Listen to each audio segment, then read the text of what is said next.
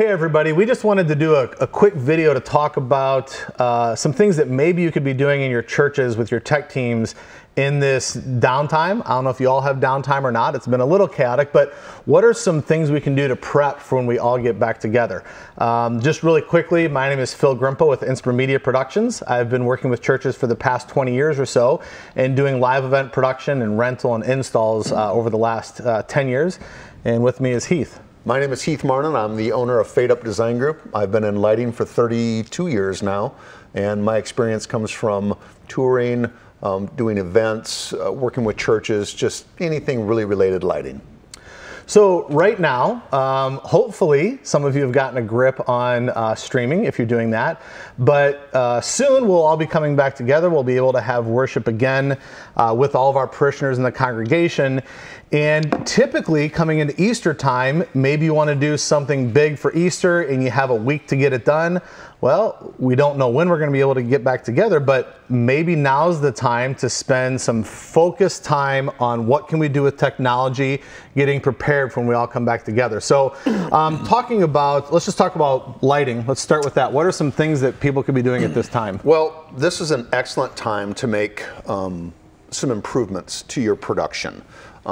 Most of the time when I've worked with churches, they're always busy.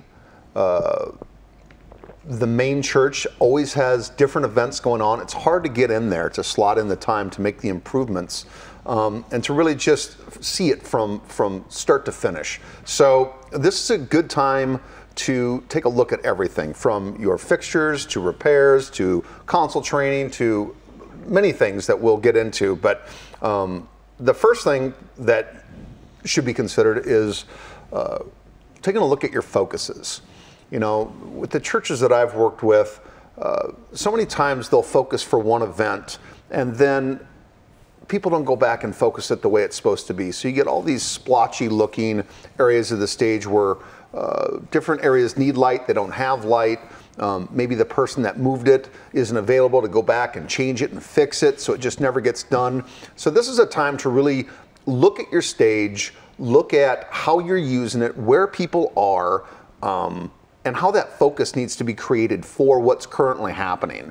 So that's a big thing, is just getting light in the right area, because people complain all the time that maybe it's not bright enough. And just taking a look at your focus is just low-hanging fruit of a great improvement you can make right out of the gate. Yeah, and with focus, think about as you're setting these lights. I'm going to speak to the video side. What are different camera angles? You know, maybe we've never had that perfect shot. Now that we get light there, we need to look at it through the camera. Do we have the light in the right spot? Do we have the right camera angles? Maybe it's time to introduce some new camera angles. Can you talk about coloring and stuff? We noticed that last week, well, we've been living with our gels for a while. They were CTB color corrected, and we started streaming and said, wow, it looks kind of orange. Right. So, well, what happens is the gel's just not changed out on a regular schedule. And so it starts to bleach out and it loses how effective it is. So while you're up there refocusing your lights, there's a few things you should do. One is take a wrench with you, because things loosen over time, and you'll go and you'll put an instrument in the focus that it needs to be, and it will float 2 or 3 inches. So it's good to get up there and tighten those things up, blow the dust off them, maybe take a little compressor with you, blow the dust off them, take a look at the gel, re-gel it if it needs to be re-gelled. If you need to change the lamp, that's the time to do it. Take a look at the safety of the fixture. Does it have a safety lanyard on it?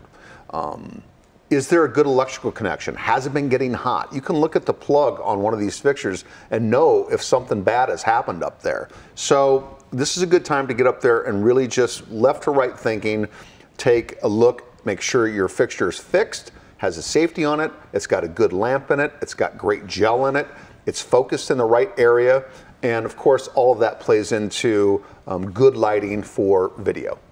Yeah, and you and I come from live event production. And with the coronavirus, that's kind of freed up a lot of time for us. So there are a lot of companies, if you work with a company, that would be willing to help you with this. Take a look at fixtures. If you need repairs done, now might be a really good time. There may be some open schedules. If you're needing some parts and pieces, even manufacturers have said they've kind of slowed down, so they'd be willing to get you stuff as quickly as possible. I like the safety piece. Recently, I was up in one of our church's rigs, and I noticed, like, wow, these cables are really gummy. Well, we had run snow machines the last 2 years in there, and we haven't cleaned the cable, so maybe it's time to do some cleanup, check the dust, tighten things up, make sure everything's safe. Also, once you've done these new gels, now do you need to recolor balance your cameras, re-white balance them? We did our first service of streaming for a congregation, and then looked back and said, the colors weren't quite right, so let's take an afternoon, bring in a color card or white, and kind of tune all the cameras. Now may be the time to also do something different. So what are some ideas for, if you have some ideas for new things that we could be doing? I don't know if we're going to get back in our churches by late April. Is it May? I have no idea. But there's maybe a lot of time to think about some new things. Do you have any ideas on new things? I think the mistake that a lot of people make is they look at maybe they have to do it all at once. And I like to tell people to think of it in zones. And you design in an order of hierarchy. What's the most important thing that you do first? It's probably going to be a front wash. Whether you have IMAG or people are just watching, sitting in their chairs, you're going to want whatever action is happening on the stage to be properly lit. So whether you are tuning up and fixing all of your conventional fixtures, or you decide to get a new LED type fixture, this is the time to break that lighting system up into different zones and to really allocate those dollars in the right spot first. So if you have the money to, do something, behind the pastor, upstage, midstage, or just downstage, it's just a good time to look at where you should put that money first. And most generally, it's going to be from the front, working your way upstage. I noticed that maybe now's a good time for training. I've noticed a lot of companies are saying, hey, our training is free. I know that ACT Lighting put out free Grand MA3 training. Maybe now's the time for some volunteers. If they're staying at home, maybe they need to be taking some time to learn the consoles a little bit more. Maybe bring them in and have them help program some songs if they're not at work all the time. It kind of depends on your congregation. But now's the time to do some of your own learning as well. When we, with one of the congregations, said, okay, we're streaming, well, they hadn't thought about how to use their equipment in that way before. So do they know all the right buttons? Do they know how to do picture-in-picture? Do they know how to create lighting for video? Because lighting for video is very different than lighting for live. Right. And all of our churches who maybe weren't broadcasting before and have done these nice dim looks that really look great live don't look the same for video. Can you talk really quickly just about lighting for video and how you maybe light it more flat and more uniform? Right. Well, one thing I want to say too before we jump out of that console training is I noticed that Campsys is offering free training as well. But before we get into that, I want to get back to the training. This is a good time to take your lighting console. A lot of times when I'll go into a church has a lot of volunteers that operate and have hands on that desk, and that console and that layout means a lot of different things to a lot of different people. So this might be a good time to get those key people together, the people that are operating most of the productions at your church, and all come together and tighten up what that console has. Look at your groups, look at your positions, the colors, the beams, all the things that you want to use when you're creating looks. So a church has a lot of different functions going on. Things need to be generated a lot of times very quickly. So it's nice to be able to go in there, understand exactly how to select your fixtures and how to put them back into a look that's going to work before you record it. But everybody's on the same page so that you don't just end up with all these scattered pages of information and things just plopped everywhere. So this is a good time to really clean up your consoles and to do some training. So maybe you call in a professional that can help people think from left to right, because a lot of times we just assume that people understand this stuff, and really it's a whole career to really truly be in touch with this stuff and how it works. So this is a good time to just gather everybody, less than 10 people, gather everybody and have a good training seminar, or maybe 3 days in a row, and get everybody to where this comes back. They've streamlined that show flow. Or maybe training videos. We've even done around here, like, hey, let's just shoot these little videos of things that we're doing. Now's a good time to do that you can get into volunteers' hands. Right. With video production, when we talk about in our company, we talk about the known knowns, things we know, the known unknowns, things we know we don't know, and the unknown unknowns, things we don't even know we don't know, and that's what gets us. And I noticed a lot of churches on the video side were saying, how do we stream? How do we do multi-camera? How do I key lyrics over top of live video? Now's the time to be experimenting with all that and reaching out and making sure that the things were in the unknown category become known knowns. How to expect unexpected. Know your gear inside and out. So when something happens, you know the right keystrokes and your volunteers know the right keystrokes. I don't want to take up a ton of people's time, but I do want to see what can we do creatively, or what do we need to think of for the next step.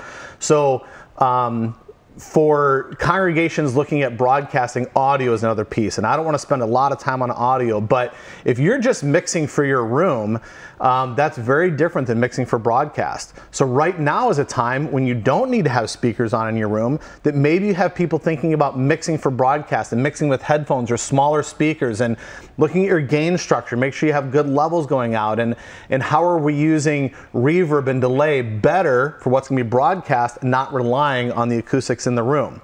So that could be an important thing to be working on. And then what is a big thing? Like at our church, we're saying we're not doing a big Easter service in the house, in the room, but when we get back, we're going to do a blowout service. So what does that look like?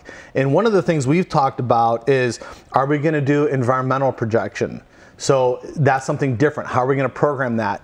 And then maybe now's the time to take on some things that you've wanted to do, you've seen the big guys do. Now we have some time to actually do it ourselves. So if you're watching some of these bigger churches, or you've seen them in the past, and they have everything is in sync, and the video's in sync, and the lighting's in sync, and the audio's in sync, how do we do that? You know, how do we time code out a show? So maybe now's the time to think about audio, video, and lighting all coming together for something spectacular, something new when we all get back in the room. Or at least to just start that conversation. Yeah. Just, how do we get there?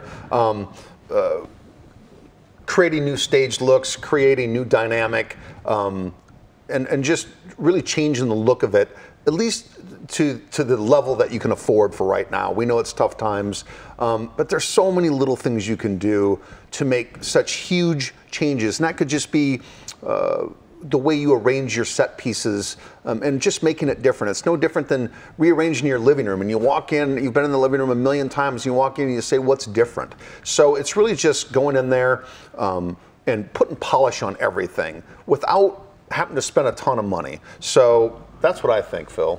Yeah, I think I'm going to lose my train of thought here, but another thing that this has kicked off is, and I haven't seen this in my congregation, but I have seen some others where the tech people are saying, wow, all of a sudden we're under a microscope. And the pastor is wondering why it doesn't look as good as it should. Why doesn't it look like Elevation Church or Joel Osteen? Why doesn't it sound as good as those guys? Now, those guys have ginormous budgets sometimes to do this type of stuff. But now is the time that we can explain and educate people to say, this is what I need to be able to do a good broadcast. Now that you're seeing that we're not in the room and it's not the week in and week out, but our leadership is able to look at what we produce and reflect on it, now is the time that we can turn those into conversations for a 1 year, a 2 year plan.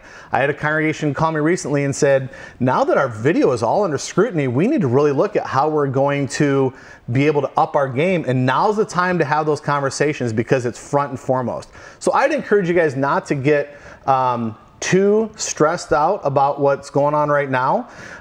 Everybody's doing a great job. There's a ton of grace being given. Your members are putting in the time to watch your service. They are sticking with you. Your leadership is sticking with you. But now how do we make it better? How do we take the next steps? How do we use some of this momentum?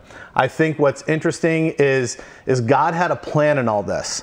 And the technology was in place that the gospel wasn't going to be inhibited by everybody being stuck in their homes. So we have some great technology. Now's the time that we can take the next step. We can learn how to use those gifts better as we move into the future. Yep, and I think to wrap this up, I'd like to just do a little bit of a recap, just in some of the things that I had mentioned earlier, things that you can do, starting with just looking at your focus, regelling your lighting system, making necessary repairs, doing a safety inspection while you're up there looking at everything, removing old and broken fixtures. Maybe you want to sell them on one of those Facebook platforms to get a little bit of money out of stuff you're not using anyways that you can redirect towards a better piece of equipment that will serve you for a much longer period of time. Training, just looking at who those main people are that are coming in and operating, the main volunteers operating those shows and creating that show file, maybe improving their skill level, bringing in a pro or someone that can help them with their lighting desk and the theory of programming, and just more less choppy thinking, more left to right thinking in terms of how do you build something that actually looks like it's just a natural thing when you're watching it. Training volunteers, and then what we just talked about, creating those new stage looks, looking at ways that you can repurpose equipment that you already have into creating some new looks so that when people walk in the door, they can feel it. They can tell that there's a change that's happened, and those changes don't have to cost you a ton of money, and they can make a huge impact on the look of your production. Hey, thanks for the time today. Our contact information will be in the comments below this video. Feel free to reach out to either one of us. We're here to help you. I guess I'd say don't get discouraged right now. We'll just keep moving forward, and best of luck. Thanks. Thank you very much.